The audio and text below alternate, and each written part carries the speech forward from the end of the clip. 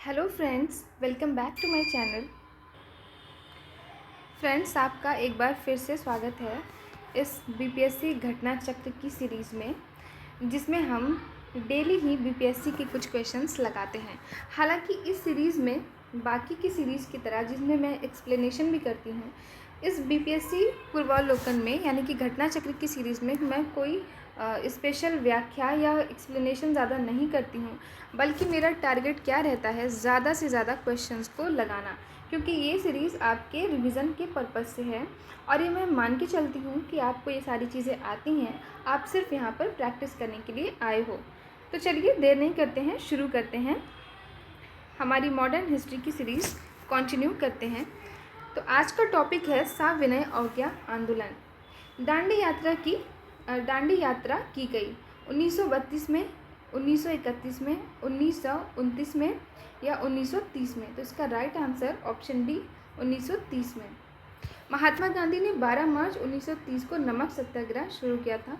उन्होंने साबरमती आश्रम से 80 सहयोगियों यानी गांधी जी सहित कुल 81 के साथ सत्याग्रह के लिए कूच किया था और ये यात्रा 24 दिनों की लंबी यात्रा थी, जो कि 6 अप्रैल 1930 को दांडी में सांकेतिक रूप से नमक कानून को भंग करते हुए की गई थी।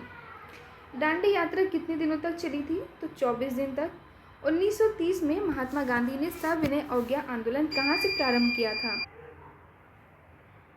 वर्धा, दांडी, सेवाग्राम, साबरमती या ऑप्शन ई उपयुक्त में से कोई नहीं या एक से अधिक। तो इसका राइट आंसर है ऑप्शन डी साबरमती। दोस्तों, पहले बीपीएससी की जो परीक्षा होती थी तो उसमें निगेटिव मार्किंग नहीं होती थी, इसलिए ऑप्शन ई उपयुक्त में से कोई नहीं या एक से अधिक मिलता था, यानी 5 ऑप्शंस होते थे। हालांकि अब बीपीएससी के परीक्षा में 1/3 की निगेटिव मार्किंग होती है, तो आपको 4 ही ऑप्शन देखने को मिलेंगे। वर्ष 1930 में महात्मा गांधी ने सविनय अवज्ञा आंदोलन कहाँ से प्रारंभ किया था? तो ये उन्होंने दांडी से शुरू किया था। नेक्स्ट है क्वेश्चन नंबर 5।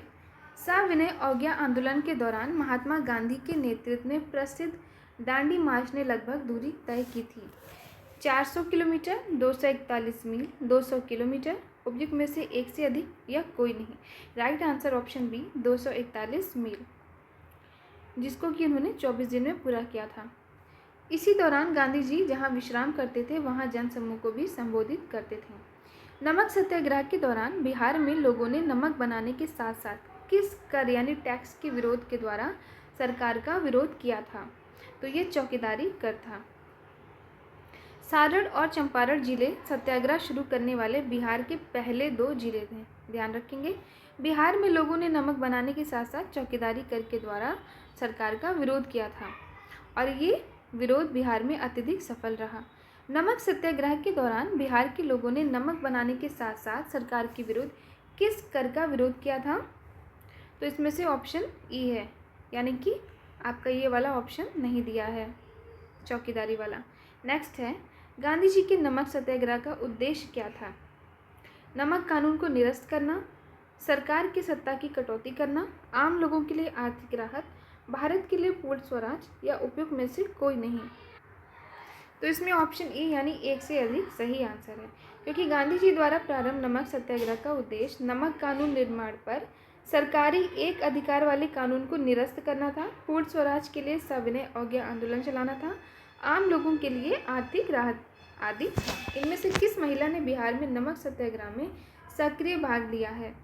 तो इसमें से कौन सा उपयुक्त में से अधिक? क्योंकि श्रीमती मीरा देवी, श्रीमती हसन इमाम, कुमारी गौरीदास, सीसी दास, सरस्वती देवी, शिवधारी पांडे, साहिबाला राय इत्यादि महिलाओं ने बिहार में नमक सत्याग्रह में संयुक्त रूप से भाग लिया था। तो ये तीनों ही ऑप्शंस हैं। नेक्स्ट है, सविनय अवज्ञा आंदोलन यानी सिविल डिसओबीडियंस मूवमेंट की असफलता के बाद गांधी जी ने महत्व दिया था रचनात्मक कार्यक्रम को, हिंसा के सीमित उपयोग को, अंग्रेजों से समझौते पर या उपयुक्त में से कोई नहीं। तो राइट आंसर ऑप्शन ए रचनात्मक कार्यक्रम को। 1934 में गांधी जी ने अपना पूरा समय हरिजन उत्थान में लगाने के लिए सक्रिय राजनीति से स्वयं को हटाने का निश्चय किया था। 1932 में गांधी जी ने हरिजन कल्याण हेतु अखिल भारतीय छुआछूत विरोधी लीग की स्थापना की थी। तथा हरिजन नाम का साप्ताहिक पत्रिका का भी प्रकाशन किया था। इंपॉर्टेंट है, ध्यान रखेंगे। 6 अप्रैल 1930 को चंपारण में नमक सत्याग्रह का नेतृत्व किसने किया था? विपिन बिहारी वर्मा, लक्ष्मी नारायण झा, रामलाल प्रसाद, उपयुक्त में से एक से अधिक या कोई नहीं? Right answer option A, Vipin Bihari Verma. BPSC head teacher, headmaster में आया हुआ क्वेश्चन है। नेक्स्ट है, बेगूसराय के चौकीदारी टैक्स के विरोध आंदोलन एक हिस्सा था, तो ये सविनय अवज्ञा आंदोलन का ही पार्ट था।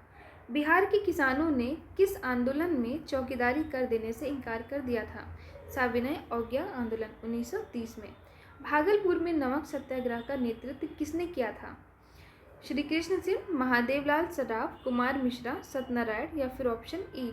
तो इसमें से right answer option B, Mahadevlal Saraf, जो कि भारतीय राष्ट्रीय कांग्रेस के प्रतिबद्ध सदस्य थे। प्रभावती देवी किस क्षेत्र की स्वतंत्रता संग्राम सेनानी थी?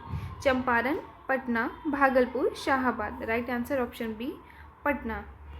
नेक्स्ट क्वेश्चन, वर्ष 1929 में खुदाई खिदमतदार को किसने संगठित किया था? Most important question. तो ये अब्दुल गफ्फार खान हैं, इन्होंने ही कहा था और इन्हें लाल कुर्ती के नाम से भी जाना जाता था। लाल कुर्ती संगठन ने पठानों की राष्ट्रीय एकता का नारा बुलंद किया और अंग्रेजों से स्वतंत्रता के लिए ब्रिटिश उपनिवेशवाद के विरुद्ध आंदोलन संगठित किया था। नेक्स्ट क्वेश्चन, गांधी इरविन समझौता। गांधी इरविन समझौता हुआ था 1930 में, 1931 में, 1932 या 1933? तो राइट आंसर ऑप्शन बी, 1931 में। गांधी इरविन समझौता 5 मार्च 1931 को संपन्न हुआ था। इस समझौते के अनुसार गांधी जी के नेतृत्व में कांग्रेस सविनय अवज्ञा आंदोलन स्थगित करने के लिए तैयार हो गई। सभी युद्ध बंदियों जिनके विरुद्ध हिंसा का आरोप नहीं था को रिहा करने का आदेश दिया। विदेशी कपड़ों और शराब की दुकानों पर शांतिपूर्ण धरना देने का अधिकार। नेक्स्ट क्वेश्चन, प्रसिद्ध इरविन समझौता किस वर्ष हुआ था? तो अभी हमने देखा 1931 में। नेक्स्ट, 5 मार्च 1931 को कौन सी महत्वपूर्ण घटना हुई थी? तो ये गांधी इरविन समझौता हुआ था। Option A is the right answer. Gandhi Irwin समझौते के हस्ताक्षरित होने में किसने महत्वपूर्ण भूमिका निभाई थी? मोतीलाल नेहरू, मदन मोहन मालवीय, तेज बहादुर सप्रू या चिंतामणि? तो राइट आंसर ऑप्शन सी, तेज बहादुर सप्रू। वायसराय इरविन ने देश में सौहार्द का वातावरण उत्पन्न करने के उद्देश्य से 26 जनवरी 1931 को गांधी जी को जेल से रिहा कर दिया था। तेज बहादुर सप्रू तथा एम.आर. जयकर के प्रयत्नों से गांधी एवं इरविन के मध्य फरवरी 1931 में दिल्ली में वार्ता आरंभ हुई थी और 5 मार्च 1931 को दोनों के मध्य एक समझौता हुआ था, जिसको कि गांधी इरविन समझौते के नाम से जाना जाता है। इस समझौते के परिप्रेक्ष्य में सरोजनी नायडू ने गांधी और इरविन को महात्मा की संज्ञा दी थी। इंपॉर्टेंट है, ध्यान रखेंगे। 5 मार्च 1931 को निम्न में से कौन समझौता हुआ था? गांधी इरविन समझौता। नेक्स्ट, वर्ष 1929 में खुदाई खिदमतगार को किसने संगठित किया था? अब्दुल गफ्फार खान। नेक्स्ट, रिपीटेड हो गया है। नेक्स्ट, गोलमेज सम्मेलन। निम्नलिखित में से किस भारतीय नेता ने लंदन में प्रथम गोलमेज कॉन्फ्रेंस में भाग लिया था? तो ये मौलाना मोहम्मद अली थे। मई 1930 को साइमन कमीशन की रिपोर्ट प्रकाशित हुई। राजनीतिक संगठनों ने कमीशन की सिफारिशों को अस्वीकार कर दिया। कांग्रेस के प्रमुख नेता जेल में थे। ब्रिटिश सरकार ने निराशा एवं असंतोष के वातावरण में नवंबर 1930 में लंदन में प्रथम गोलमेज सम्मेलन बुलाया था। सम्मेलन में कुल 89 प्रतिनिधियों ने भाग लिया था, किंतु कांग्रेस ने भाग नहीं लिया। ध्यान रखेंगे। भाग लेने वालों में प्रमुख थे तेज बहादुर सप्रू, श्रीनिवास शास्त्री, मोहम्मद अली, मोहम्मद शफी, आगा खां, फजलुल हक, मोहम्मद अली जिन्ना, होमी मोदी, एम.आर. जयकर, मुंजे, भीमराव अंबेडकर तथा सुंदर सिंह मजीठिया आदि। तीनों गोलमेज सम्मेलनों में किसने भाग लिया था? तो ये बी.आर. अंबेडकर है। मोस्ट इंपॉर्टेंट क्वेश्चन है, ध्यान रखेंगे। तीनों गोलमेज सम्मेलनों में भाग लेने वाले थे।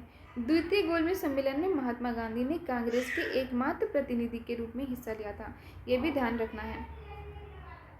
नेक्स्ट क्वेश्चन, निम्नलिखित में से कौन सा गोलमेज सम्मेलन 1932 में हुआ था। तो ये तीसरा वाला हुआ था। नेक्स्ट क्वेश्चन, भारतीय राष्ट्रीय कांग्रेस ने किस गोलमेज सम्मेलन में भाग नहीं लिया था? तो कई में नहीं लिया था, ठीक है। नेक्स्ट है, द्वितीय गोलमेज सम्मेलन किस प्रश्न पर असफल रहा?